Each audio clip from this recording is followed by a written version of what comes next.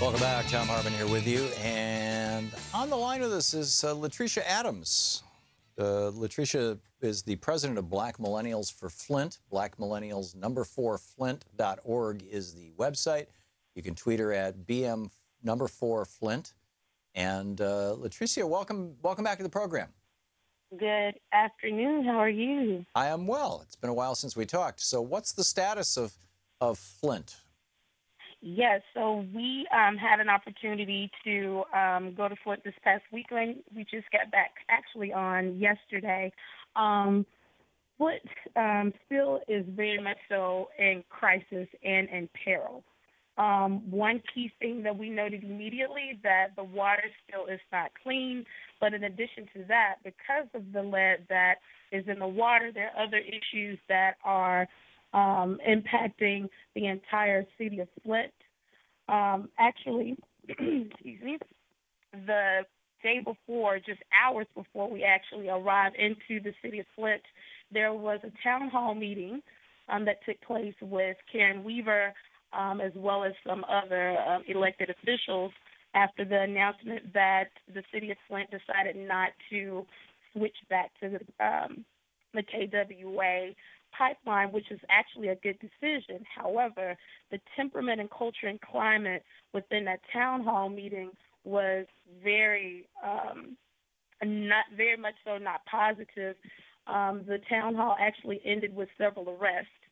So literally, as soon as we got into the city of Flint on Friday, we participated in a rally, and you can just hear the pain and desperation of the residents in Flint, where crime is at an all-time high, accessibility for health care due to some of the lead-induced issues still remain an issue in the city of Flint.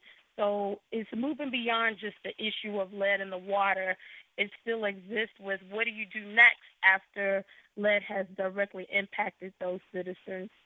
So there's still so much work to be done in the city of Flint.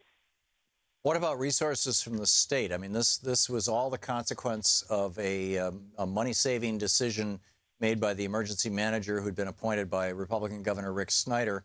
You know, that basically the health of the people of Flint, and apparently, you know, it continued for quite some time after they knew what was going on.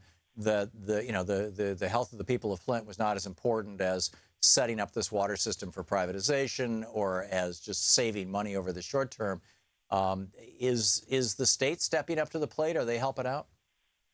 So one thing that we noticed and we learned quite a bit is there is a lot of tension at the local level. So towards the latter part of Barack Obama's term, Congress allocated over $100 million to the state of Michigan, specifically for the city of Flint for repairs and replacement to pipelines. In an article roughly about 2 weeks ago, it was released that pipes are estimated to all be replaced by the year 2020. So that still poses an issue, right? So that's still 3 years still remain before that project is completed. But right now, there's tension that exists within local government as it relates to who's going to get those contracts to actually do that work. One of the key things with one of our partners with Flint Rising is ensuring that if there is going to be contracts allocated within Flint, that it stays very local. Unemployment rates are astronomically high in the city of Flint. So that's one of the aspirations and requests from some of the citizens is if that work is coming into Flint, that it should be prioritized to go to Flint residents to actually help to stimulate the local economy. Yeah.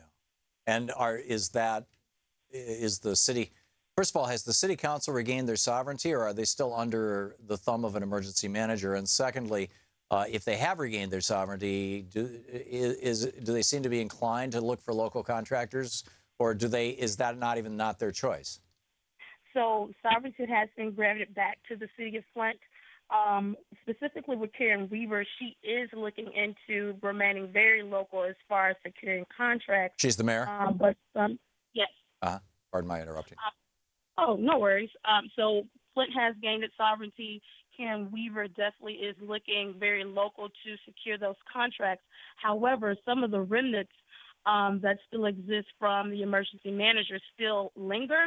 So I think that's kind of the point of contention is trying to still come out clean and unscathed from the controversy that existed under the emergency manager and trying to move forward, making the best decisions for the city of Flint. But right now, as far, again, as the culture and climate of the city, there's a complete absence of trust of Flint residents, specifically between Flint government, local government, as well as state government, which is also really causing issues we're trying to seek resolve because of the absence of trust. Yeah, this is all very, very unfortunate. People can learn all about it at Black Millennials for Flint. It's the digit4.org. And you can tweet LaTricea at BM4Flint. So, or at do something. LaTricea, I wish you the very best. Thanks so much for dropping by the program and giving us the update. Thank you so much for having me. Great talking with you. I appreciate it.